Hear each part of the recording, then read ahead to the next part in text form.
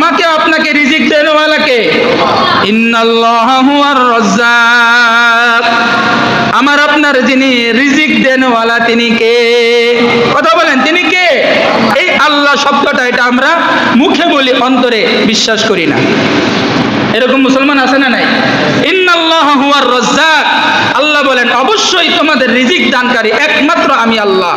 এটা আমরা অনেক মুসলমান চামড়ার ঠোঁট দিয়ে বলি, কিন্তু কলব থেকে কি করি না? বিশ্বাস করি না। কেন? যদি বিশ্বাসই করতাম তাহলে ব্যবসা করতে গিয়ে অনেকে আল্লাহর বিধানকে লঙ্ঘন করে, এমন ব্যবসায়ী আছে না নাই? চাকরি করতে গিয়ে অনেক চাকরিজীবীরা আল্লাহর বিধানকে লঙ্ঘন করে, এরকম চাকরিজীবী আছে না নাই? জমিনে ফসল ফালাইতে গিয়া সারাদিন জমিনের মধ্যে কাটাইয়া দেয়, আল্লাহর বিধানকে লঙ্ঘন করে, এমন অনেক কৃষি ভাই আছে না নাই?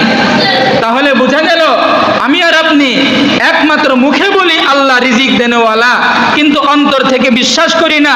অন্তর থেকে বিশ্বাস যদি আল্লাহ আমাকে রিজিক দেয়, এটা যদি কলব থেকে বিশ্বাস করতাম তাহলে নামাজের সময় মসজিদে না এসে জমিনে থাকতে পারতাম না, ঠিক কি না?